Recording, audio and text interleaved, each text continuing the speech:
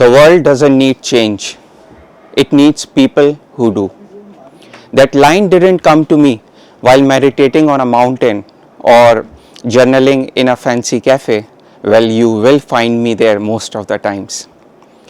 But this line came to me while I was sitting across someone who was breaking down.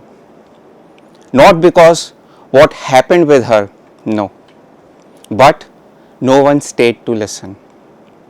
She was surrounded by friends, family, she had a large circle, yet truly alone. I am Kapil Raj and I work with Fortune 150 organization where I lead sales enablement and operations. My weekday is full of strategy, discussions and lot of reviews. But there is a part of me beyond all of that. That part listens, watches and writes. The version of me that's speaking to you today doesn't live in the boardrooms. It lives in silence, in stories which we have been told to ignore. Because what we silence doesn't disappear, it goes deeper, quietly bending the lens through which we see everything, we perceive the world. People often ask me, Kapil, why do you write such heavy stories, such tedious tales? Pain, shame, stigma, so complicated words, right? Stories without a happily ever after ending. And even my publishers say, you might fail, right? And I tell them, I know. And here I am, ruining everyone's day one paragraph at a time. That's my favorite and not an original joke. I write them because they are real. Because it imbibes a part of all of us. Because someone somewhere is carrying a wound you and I cannot see.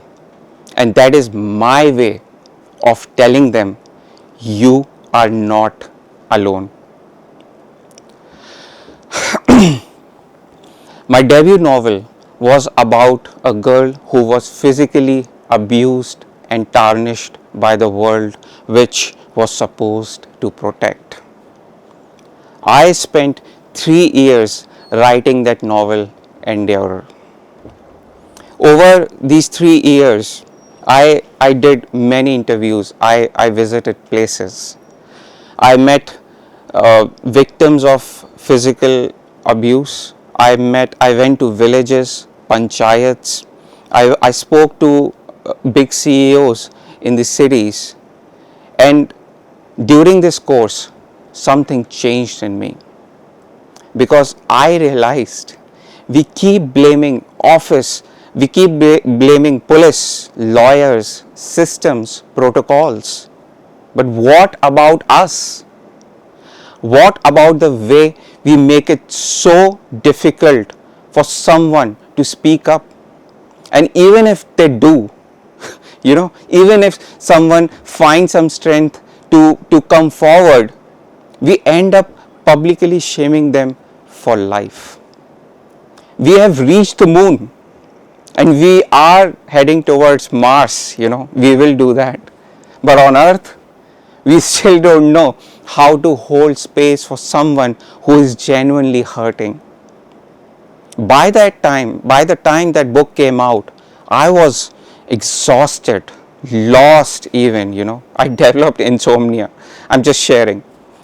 Until one day, I got a message, just one line. I saw myself in her. I cried and didn't feel weak. And that was it. That's when I knew, that's when I realized writing isn't just about expression. And reading is not just an escape. When done with earnestly, when done with honesty, it becomes an act of witnessing. And that is how healing begins. In my book, Kurupa, I wrote about a girl who never felt beautiful. Never. And not because the mirror told her that, some magical mirror speaking to her in the night. No. Because the world did. Every silence, every joke, every dismissal, that story wasn't about looks. No, it wasn't. It was what it does to someone when they are told over and over, you are not enough. In A Mother by the Window, my next book, I wrote about a housewife, Neetu. She was married right after the college, no questions asked. It was a great family. Parents just took the decision, no consent. Years later, watching a friend becoming a social media star, something stirred inside her. She didn't want to rebel. It was maybe hope, maybe an escape. She just wanted or wished a little space of her own. And with that, even that was too much. Her world crumbled down and came to a quite brutal truth. A woman's happiness resides outside herself in places defined by the society. And then there is A Gutterful Life, a story set along a dirty gutter, a nala as we call in Hindi, where Hindus and Muslims live divided yet still connected somehow. It's not about religion, no, not religion. It's about how kindness that survives everything. About two boys who became friends from different religion. A tea seller who brings people together. And how sometimes just staying human is the most radical act. And these aren't just stories, no. These are emotions we are afraid to name. Whether it's Kurupa's shame, Neetu's quiet rebellion, or Friendship by the Nala. These stories hold up a mirror. Yes, a mirror. And when someone tells me, when someone approaches me sharing, I felt seen, that's when I know we have together broken something. Maybe it's generational shame in some instances.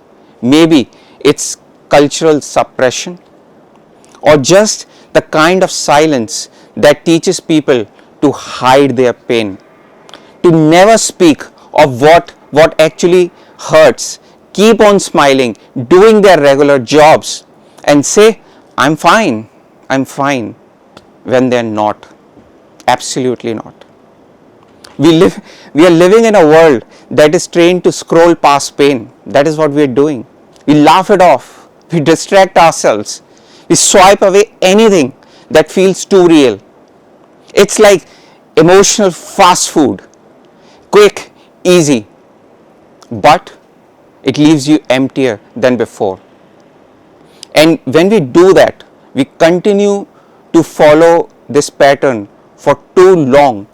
We eventually stop feeling, and gradually we forget how to see ourselves in true sense.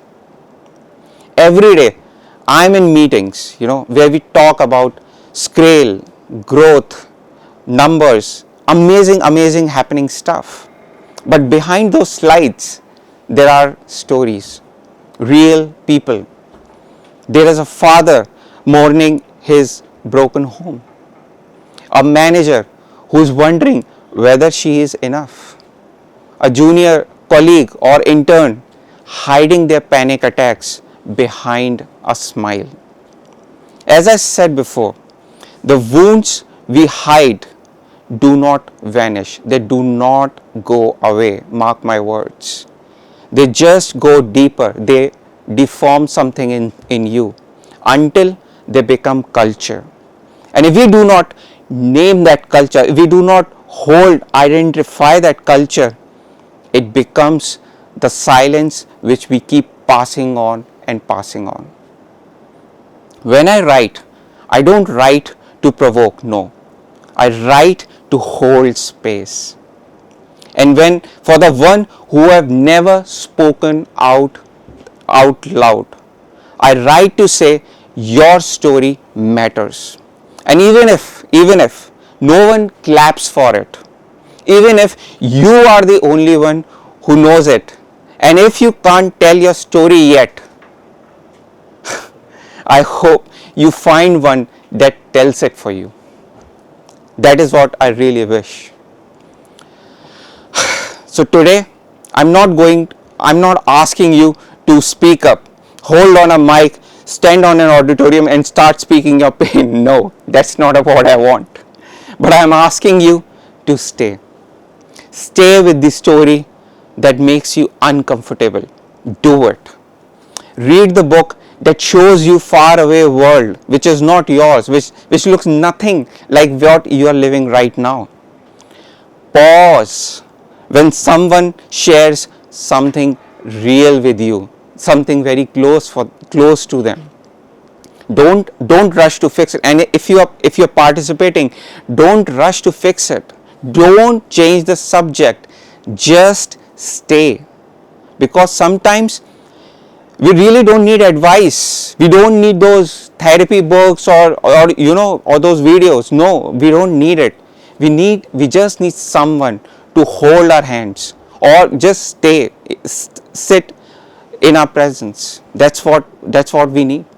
This is something Viktor Frankl also noticed in the Nazi camp. He was a psychiatrist and a prisoner. I believe most of us would have heard about him. And he observed that survival didn't always depend on strength. Surprising, isn't it? It often depended on whether someone still felt seen. A fellow inmate sharing a piece of bread. A guard looking at you without hate. That quiet presence, even that quiet presence, however small, kept hope alive. Sometimes just being witnessed is enough to pull someone back from the edge. That much powerful it is. Interesting stuff, right? My stories do not always tie up neatly. I know this because life doesn't either. But inside all that mess, inside those honest, raw, uncomfortable truth, uncomfortable tales, is something quite powerful. That someone might read them and just feel a little less alone.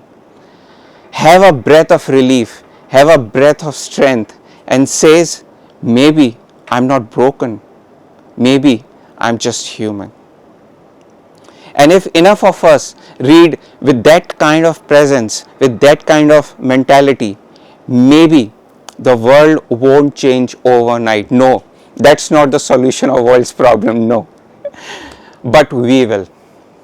And that is how healing begins. That's the beginning of something big. Thank you all. Have a great day.